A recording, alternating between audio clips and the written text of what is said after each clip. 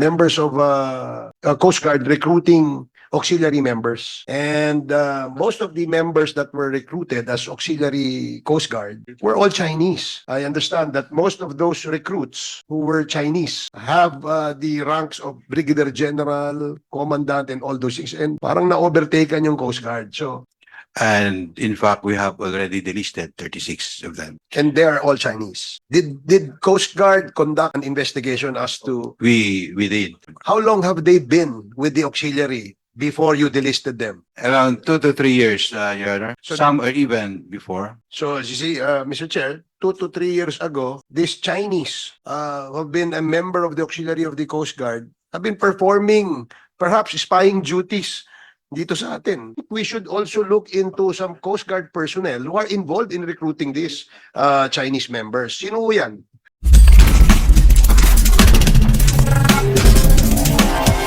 It will not, if the committee will not discuss anymore the provisions of the substitute bill, if I may raise another issue, Mr. Chair, related to the Coast Guard's function.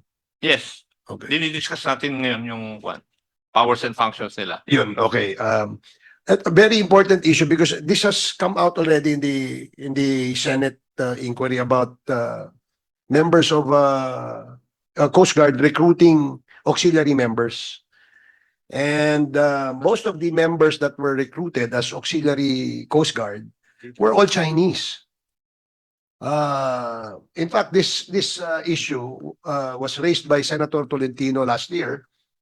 And Mr. Chair, I'd just like to be updated as to the status of that. No? Kasi I understand that most of those recruits who were Chinese have the ranks of Brigadier General, Commandant, and all those things. And parang na-overtaken yung Coast Guard. So, can we be clarified on that, Mr. Chair?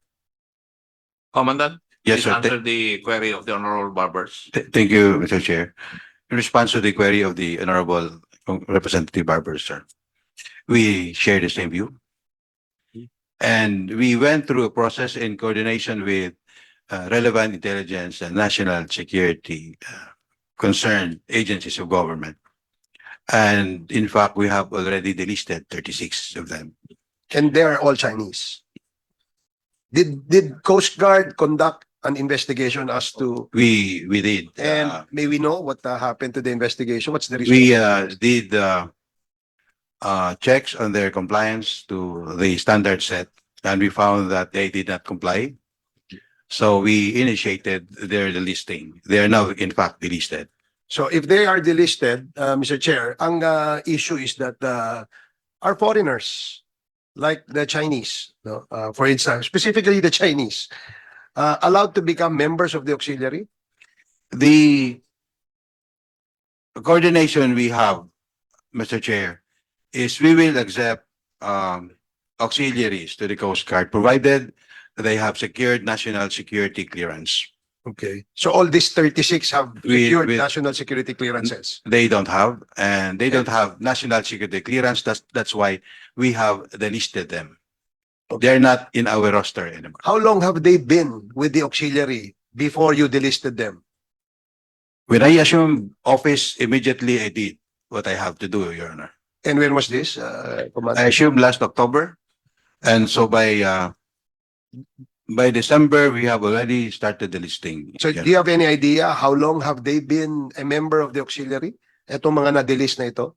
Meron ka bang, Around based on your Two to- records, two to your records three. would show.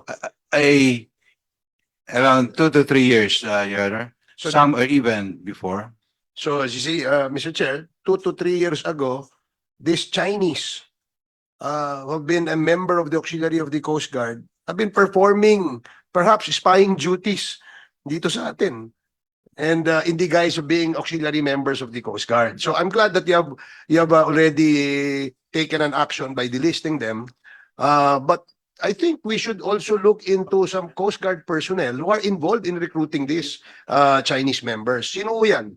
We are proceeding with this very carefully, Your Honor. Rest assured that I will do my part as the Commandant of the Coast Guard to make sure that the Coast Guard is a national security relevant agency. I'm glad you said that, Mr. Chair, because we all know that there is now a national security issue where Coast Guard and our armed forces are slowly and carefully looking into, no? Yes, yeah. Kapag tayo napasok nitong mga Chinaman na nag-iispiya lang sa atin, it will render the Coast Guard, the armed forces, useless and inutil. So Yeah. yun ang ano natin. But again, no, I think if I may suggest, Mr. Chair, we should backtrack. Sino yung nag-recruit dyan? Bakit pumasok yan? At wala naman silang compliance, wala namang national security clearances. Bakit naging membro na auxiliary yan? Somebody, somehow, sometime, somewhere have allowed them to become members of the auxiliary. If I may respond, Mr. Chair, I'd like to clarify that the requirement for national security clearance started in my term. Good. It was me who requested for it. So I'm glad that we included that, Mr. Chair, as one of the requirements. But other than that, ano yung mga requirements and sino yung involved doon sa pag-recruit nito mga Chinaman na ito? We are going through it, Your Honor. So in the next hearing, Mr. Chair, where Coast One Guard of will them be is invited. dead by now. I'm sorry? He has died already. One of those involved in the early stages of that recruitment, unfortunately, is already dead. Your Honor. Not killed. No, Died he died natural of death. natural Okay. causes. Thank you. Mr. Chair, Thank you. Mr. Chair, Thank you, Mr. may I add? Before I recognize the Honorable Fernandez, please allow me to acknowledge the presence of the Honorable Joseph Gilbert Filago, representing the 2nd District Province of Nueva Ecija. Welcome po kayo. Yes, the Honorable Mr. Chair, Fernandez. medyo shocking yung nadinig ko. Medyo ngayon ko lang nalaman na may ganun pala tayo that we have recruited yung ating pong mga foreigners, especially mga Chinese, para sa auxiliary. Because in addition to what the good gentleman from Surigao, did this Chinese national secured any alien employment permit from the immigration? Kasi ang mga foreigners that wanted to have a working permit, special working permit, must secure a clearance na permit coming from the DOJ. Not only sa national security.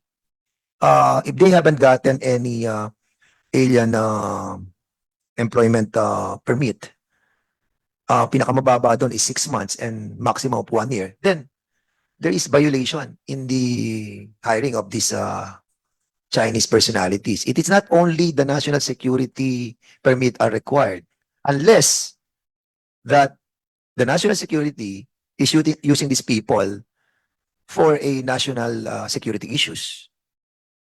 Mr. Chair. If I may respond, Mr. Chair. Number one, Mr. Chair, we didn't hire them. We're not paying for them. They're not employed. They're volunteers. They are auxiliaries. As to whether or not they need to have the work permit, it is beyond our purview at this point. On the issue, But I think it doesn't make sense kung voluntary. So much more that if they have intention to spy on us, then voluntarily they will do it. But I think Admiral Gavan, it doesn't make sense yung sinasabi po ninyo na voluntary lang yon. Kung voluntary yon, so much more that we have to be worried. yes, You know why? Because they might use that voluntarism as a pretext of their real intention. I agree, Mr. Chair, and I share your concern.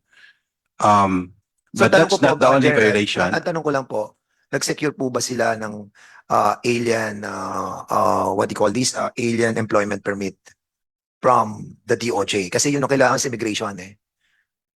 Even saying that they are voluntary in nature, Mr. but they Chair, are working as a volunteer in a government institution, that is in violation of our constitution, precisely on the issue of the issuance of permits. Mr. Chair, if I can respond. Due to the sensitivity of this matter, may I request for executive session so we can discuss this more thoroughly, Mr. Chair? In that case, Mr. Chair, I move that No. no. That No, no, will not be I granted move- because I move that we discuss this on a special other some other day time. that this committee will adopt, Mr. Chairman. Yes, Mr. Chair, probably we can together with the public accounts and also with the dangerous drugs and the public order, we can discuss this matter as well because this involves again Chinese personalities, Mr. Chair. And medyo nag-worry ako po doon dahil nga Chinese na naman po yung involved. Thank you so much, Mr. Chair. Laban Pinas.